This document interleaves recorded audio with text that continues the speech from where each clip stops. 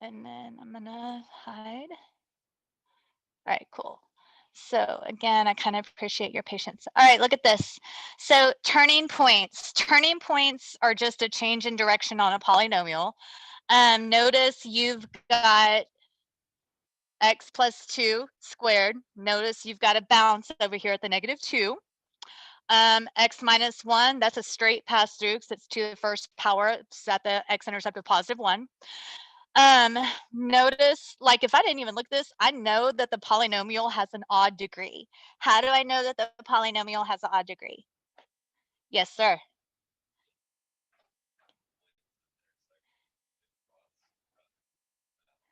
That's true. That's true. What else? How else could I know that it's to an odd degree?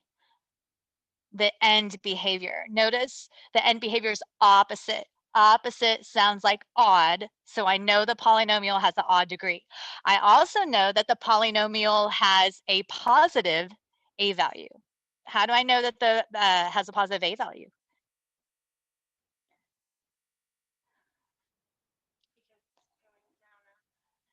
Yes, yes, yes. So listen, a positive, if you only look at the right side of the graph is always going to tell you.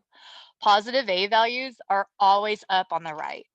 So this is up on the right. I know it's going to have a positive a value. And that's the same for odd behavior, or I'm sorry, yeah, odd, opposite behavior, and same behavior. Okay, what is the degree of this polynomial? What is it? Y'all, quiz on Friday. It's 3. It's 3. How many turns are in this picture? 2. That is correct. So anytime that we have a polynomial with a degree, the turns are going to be less than the degree, 1 less than the degree. So look at this one. What is the degree of this polynomial? It's 5. So I should have 4 turns. Do you see 4 turns here? So if you notice over here, this x plus 2 has a multiplicity of 3. It does go straight through the graph, but it bounces off that -2 3 times. That's why you have a curve right here. This is a point, this is a curve. If we zoomed in way into this area right here, we would see like a min and a max. Like we would see like 2 things that look like this. It's been zoomed out, but you still can kind of see the curve. So we have 1, 2, 1, 2, 3, 4. So there are 4 turns there. Okay, let's jump into module 8, day 2. I don't know what page that is. Hold on. Page 3? Yep. Let's go to page 3. This is kind of a review from yesterday. I'm going to give you a minute to write that down.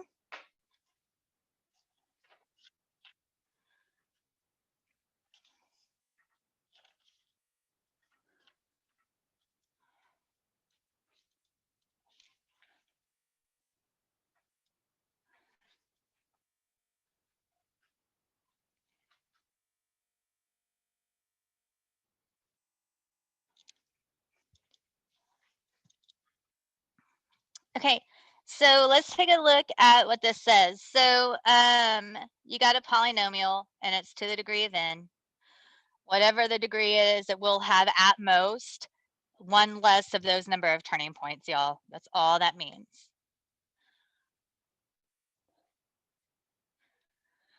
And please remember what's going on with the multiplicity. That's just a review from yesterday. The last bullet is really what we're going to be focusing on for today.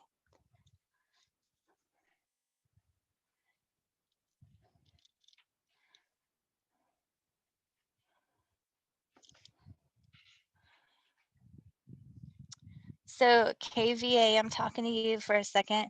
If you like have me minimize, like go to my go to my camera because I want to show you this. They picked this up. This is available. If it's upside down, I'm sorry. This is available to you on Canvas. If you go, it'll say like template and it'll say optional, and you can print that off if you want. It's going to be kind of useful for the assignment that's going to be assigned tomorrow. We're going to do a little bit of it today in class.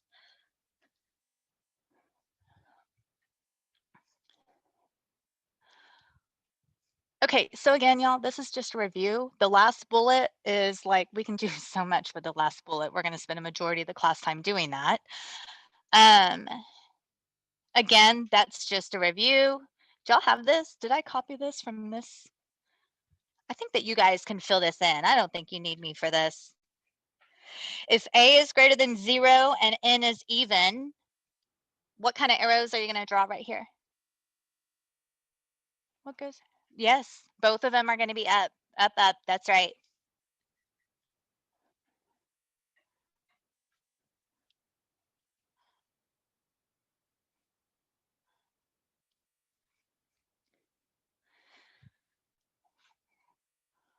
What's going to go on the next blank? Down, down. There we go. I need to hear those answers a little faster.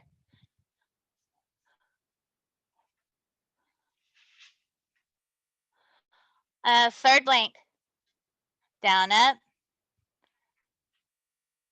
And then, of course, up, down. So on a test or a quiz, y'all, when I ask for end behavior, literally you're just drawing arrows. You don't have to show it in interval notation, just show the arrows just like that. Okay, so let's kind of talk about what this represents, because some of this is a polynomial and some of this is not a polynomial. And never mind, I was going to try to zoom in, but I don't think I can. A is a polynomial. I know A is a polynomial because it's continuous. You can't have jumps in the graph. If you have a jump in the graph, that is not a polynomial. This is actually going to be called a rational function, which we're going to end up graphing stuff like that. That's when stuff really gets fun. But that's not module A. Module A is stuff that looks like letter A. So that's just an example.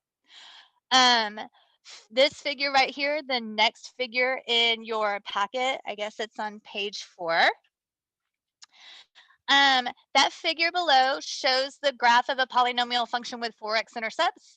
Notice that each x-intercept, the graph must either cross or touch the x-axis, obviously, because it's an x-intercept. Consequently, between consecutive x-intercepts, the graph is either above or below the x-axis. There is so much going on in algebra on the x-axis, guys.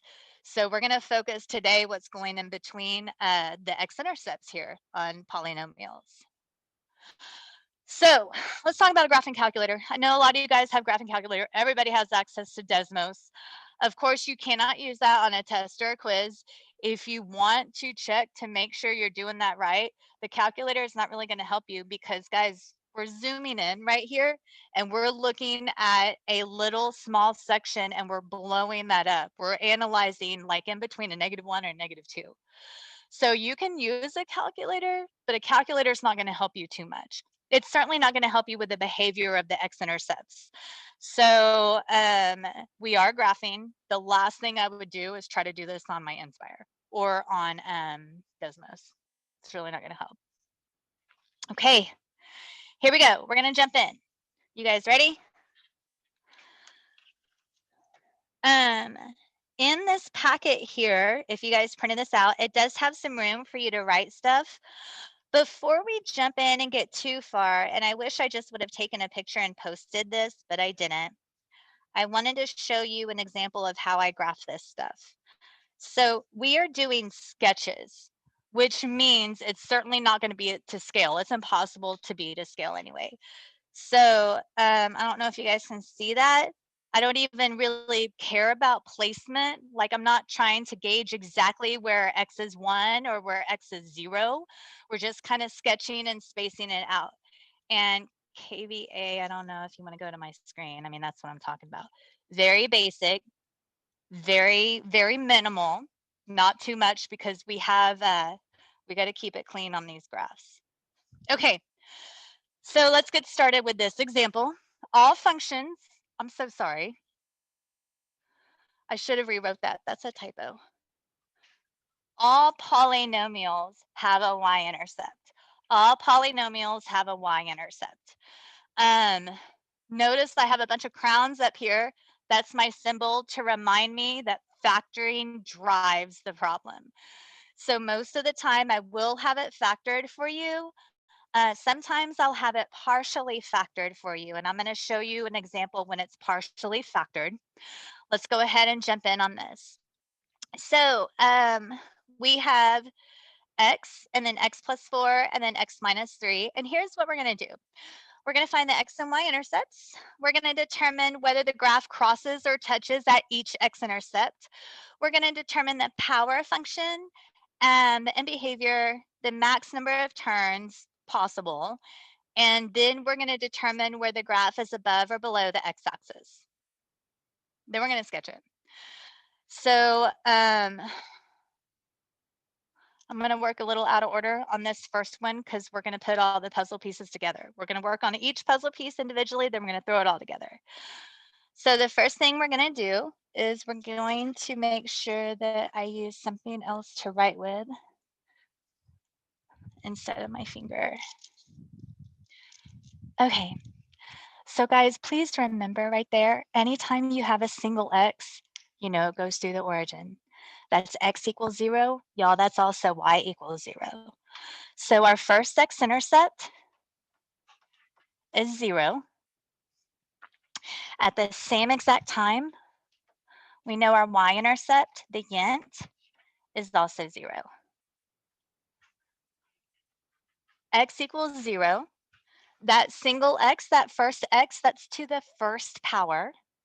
So remember, when it's to the first power, it goes straight through to the other side. So x equals 0, it has a multiplicity of 1. And I'm going to write an 8 for straight through crossing. Straight and cross means the same thing. Okay, but that's not the only x-intercept. We have another one. What else do you guys see? What's the second set of parentheses? Right, -4. And what is that second set parentheses? What power is that to? First power. So it's going to have the same behavior. So it's going to be x equals a -4, multiplicity of 1, and it passes straight through. We've got one more x-intercept. Where is that? At the +3. And what is the multiplicity, y'all? 1. And what is the behavior of the x-intercept? Passes straight through, crosses straight through. I guess I'll put that right here. X equals 3, multiplicity of 1, passes straight through. Okay, so again, I'm going to go out of order just a little bit. By the way, I combined A and B. A and B are already done. Check those off, we're good. Before I go any farther, I'm really just going to back up a little bit and analyze the polynomial. What is the degree of the polynomial? To the third power, yes. There's two ways that I can check that. I can check that by looking at the original polynomial.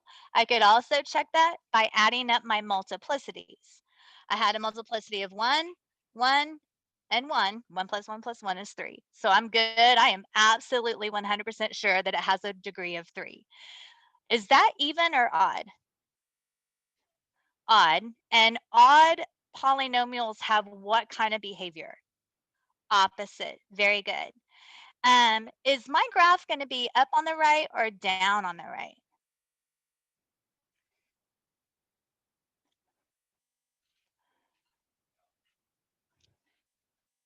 On the right side of the origin. On the right side of the origin, it's going to be going up. How do we know it's going up on the right side of the origin?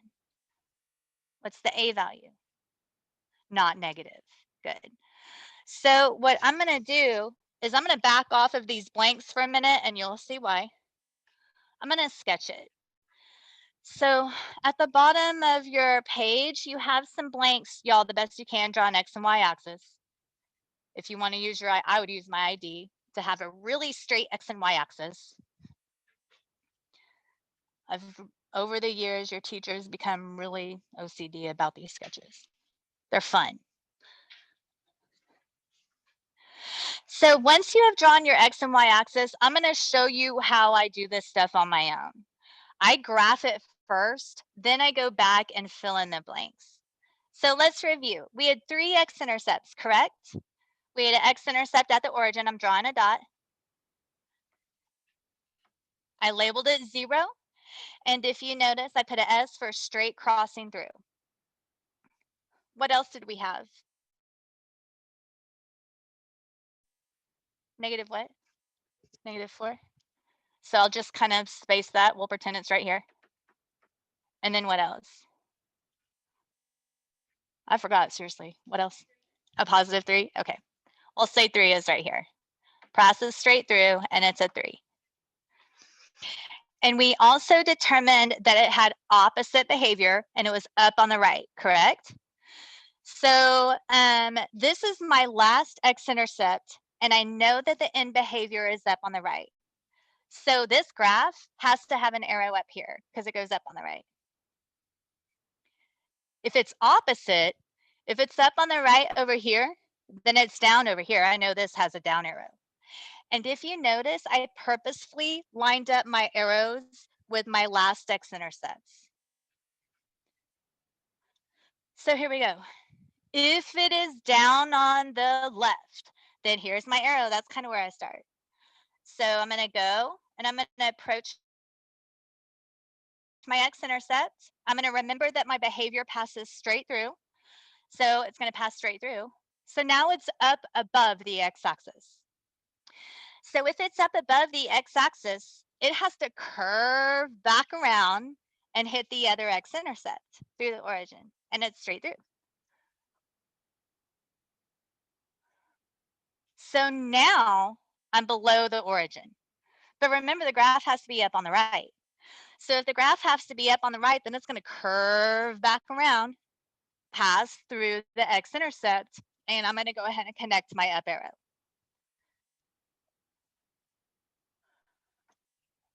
And there you go. And that's not a jump. I just didn't want it to be cluttered and right over my S. I should have made it connected like that.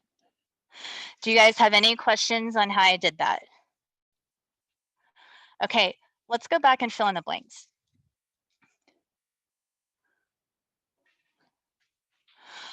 Okay, so letter C, determine the power function and the end behavior. I already know the end behavior, it was down up.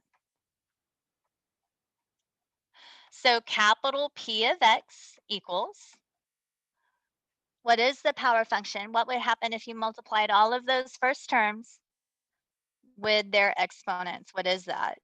Your A value is just 1. X to the what? Yes, that is correct. X to the 3.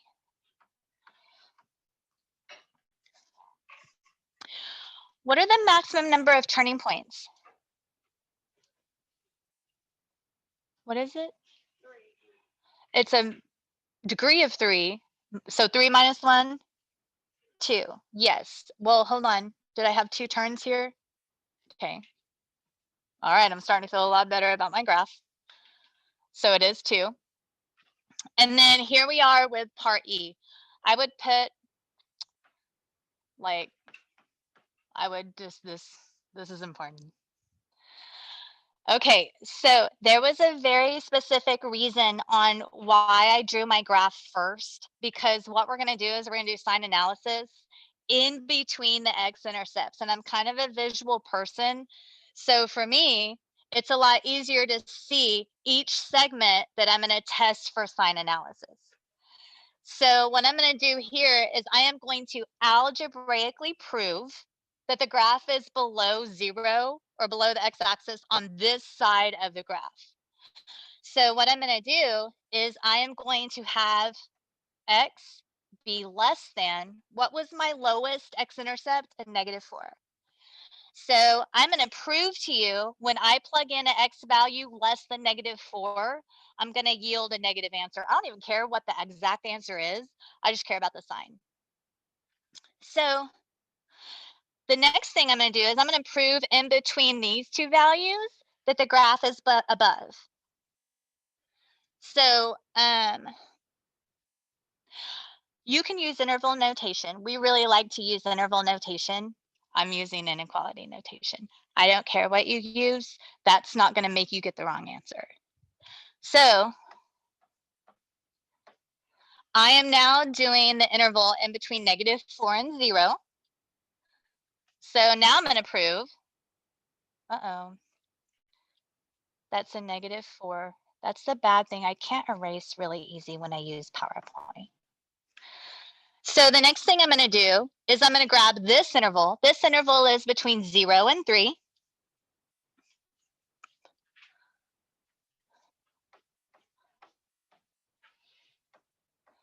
And then, of course, my very last interval goes on to infinity. So it needs to be a value greater than 3.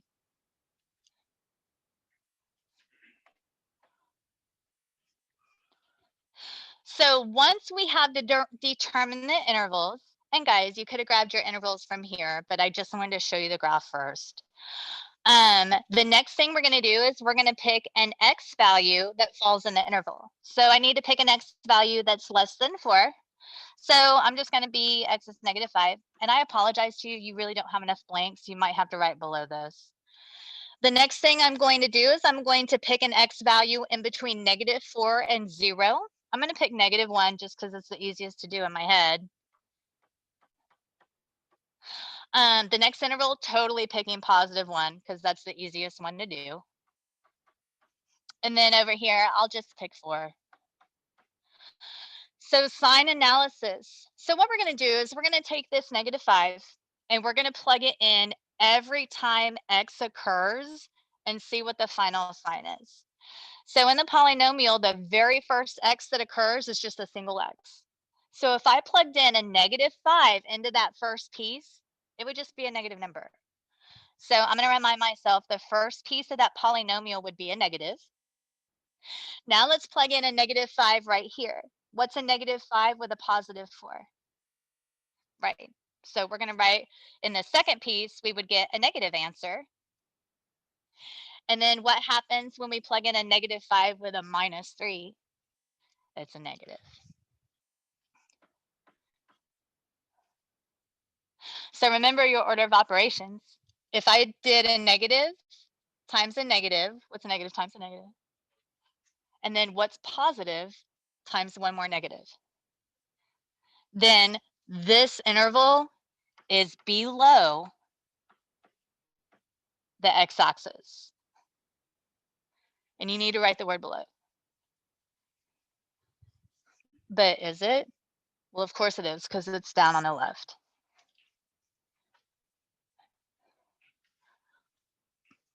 Okay, let's do it again. So we're going to plug in a -1. So x is -1. If x is -1, the first term is negative, and I'm just going to kind of extend my table. I'm really sorry. It should have more. It should have more. It really should. We should have 2 more rows, and I'm sorry that we don't.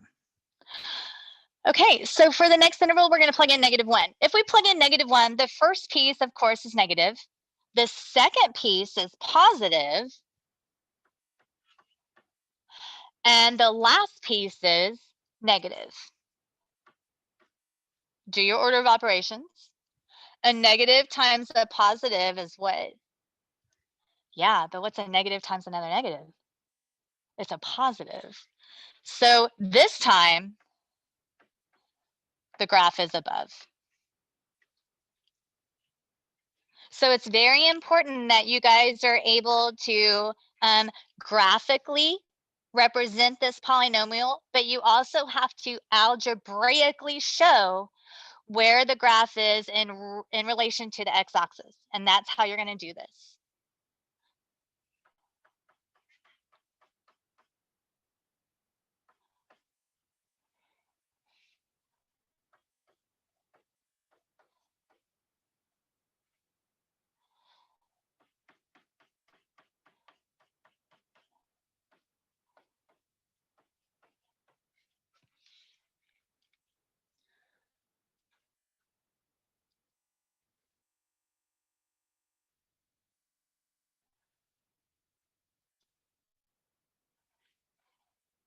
Okay, let's turn the page. Or no, you're already there. Okay, let's look at this one.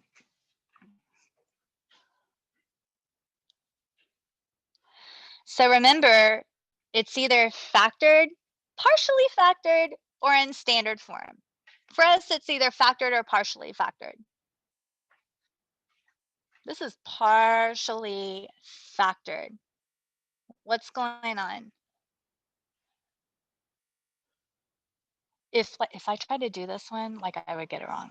Unless you guys are just amazing and you see it. You should see it. There's a negative variable. Remember, anytime that you can factor out a -1 to make your variables positive, you have to do that same case here. So I am not ready to analyze anything on this yet. What I have to do is I have to take care of this thing right here. So we're going to factor out a -1. So when we factor out a -1, it's going to turn into f of x equals, remember when you factor out a negative, it goes at the front. So it's going to be -1 times x squared. And we're really dealing with a positive x minus 4. And then, of course, x plus 1.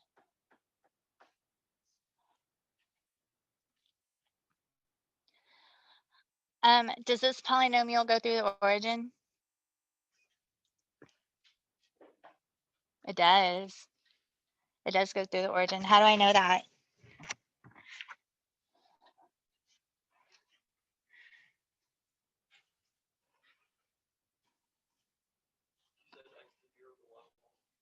That's right. Notice how you guys have just an x squared, or is it x squared? Yeah. You have just a basic x here, guys. Nothing is added or subtracted to that. If you just graphed x squared, would it go through the origin? Yes, it's a parabola stuck on the origin. So we know we're going to have that. So x is going to equal 0. What is the multiplicity of that x equaling 0? It is a 2. And if it's a 2, what kind of behavior is that? Crosses straight through, or does it bounce off? We're going to call it tangent. So x equals 0. I'm going to write the multiplicity of 2, and I'm going to write a t for tangent. I've got 2 more x-intercepts. What's the second x-intercept? What's next? Multiplicity of 1 passes straight through. Next one is going to be an x-intercept at a -1. Multiplicity of 1 passes straight through. And my y-intercept is just 0, 0. Okay. And guys, I always do A and B together. I don't break it out separately. B's already done. We know the behavior of the x-intercepts. C, determine the power function and end behavior. Let's write a capital P.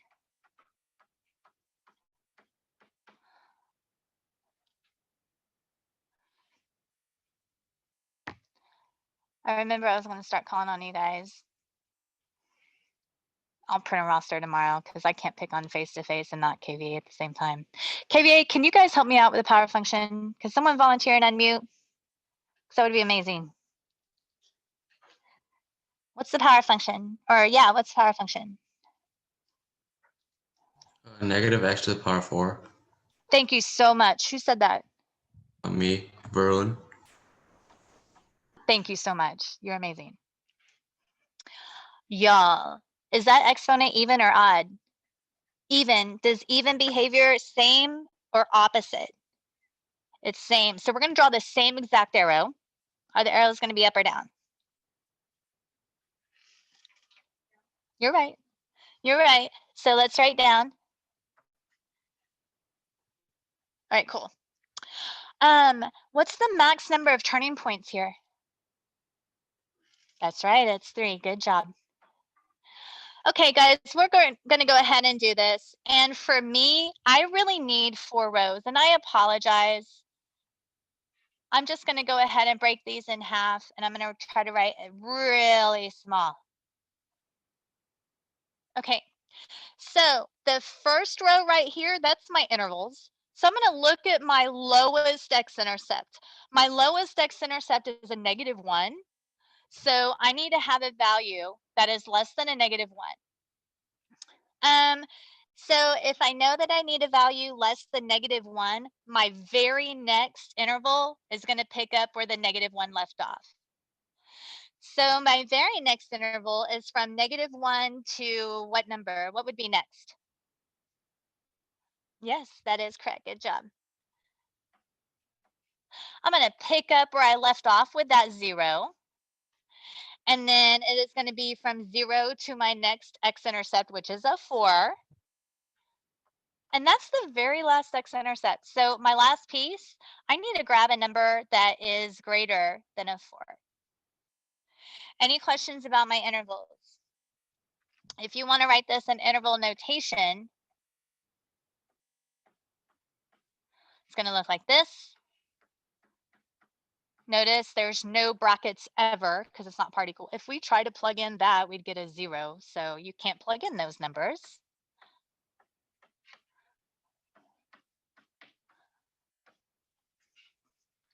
Okay, so here we go. Miss If I Hanson? want x, yes, I'm here. So how the end behavior it's based on the a value, right?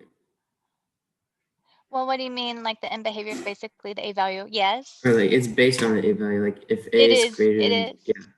So the a Yeah. value If for this a is is negative. negative, just remember it's down on the right. Okay. Yeah. So if -1, so it'd be less than 0 and it's odd. -1 less than 0. I'm sorry, I'm not following you, Kaushik. Sorry, like so on the chart, like if the a value is odd and it's less than 0, the end behavior is up, down. That's what I If put. the degree is odd. If the degree is okay. odd. Just the degree. Okay, thank If you. the degree is odd, then it's opposite. If the degree is even, then it's the same. The only piece we really grab from the a value is the end behavior, the direction of the arrows. The degree tells me if they're same or opposite. The a value tells me whether it's up on the right or down on the right. Does that help? Yeah, I got it. Okay. Thank you. Okay, you're welcome. Okay. All right. So guys, let's go ahead and plug in -2. X equals, oh, we're going to have to pick a half. -1/2. X equals 1, x equals 5. That's the numbers that I'm choosing. Okay, so let's go ahead and plug in. So remember, guys, that was not in factored form, so I'm not looking at what was printed on the paper. I'm going to look at how we factored this out. So when I plug in a negative number and when I square it, of course it turns positive, but it's being multiplied by -1. So anytime I plug in a number here for that first term, it's always going to be negative. My next number is going to be negative. And my last number is also going to be negative. So that means it is below the x-axis here. For this next piece, the first number is going to be negative. The second number is going to be negative. But the last number, it's actually going to be a positive value. So if it's a positive value, my final answer is going to be positive. Next piece.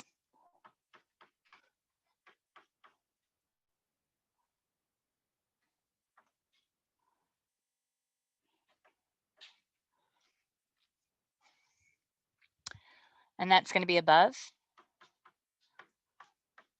And y'all, you do know, just a heads up, I know you guys already know this, but you know if there's an odd number of negatives, it's going to be negative. There's an even number of negatives, it's going to be above. So over here, remember, if I don't get something that gives me a negative answer, I need to go back and check my work. So we're going to plug in a 5.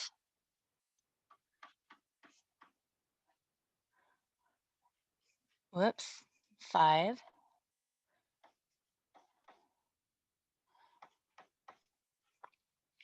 So that's going to go ahead and be below. So when we graph this super quick, we have an x-intercept at the -1, the 0, and the 4. All right. -1, 0, 4 is like way over here. I also remembered that it's down, down, so I'm going to go ahead and draw my arrows. I got to go back and grab my multiplicity. So -1 is straight. It bounces off the origin and then straight. All right. So S, T, S. All right, here we go. So it's going to start here, passes straight through, bounces, and passes straight through. Not the prettiest graph, but it's representative. It's an accurate sketch. When you draw your arrows, guys, it really kind of helps your sketches look a little neat, a little cleaner. Any questions on that? Cool.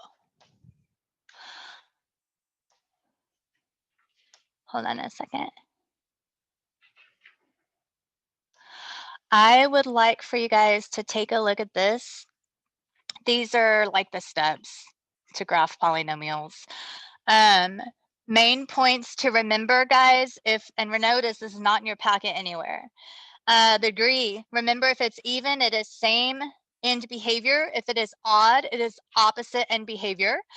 Multiplicity determines the behavior around the zeros.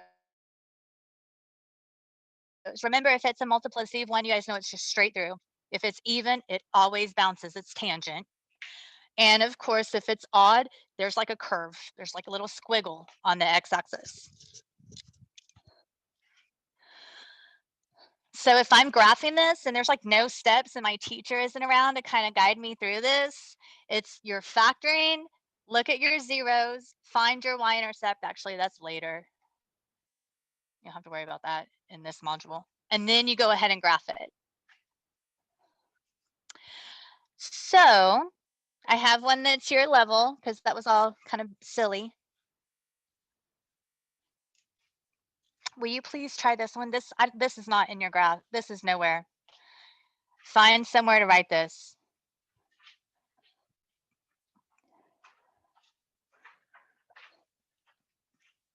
Please try this one on your own.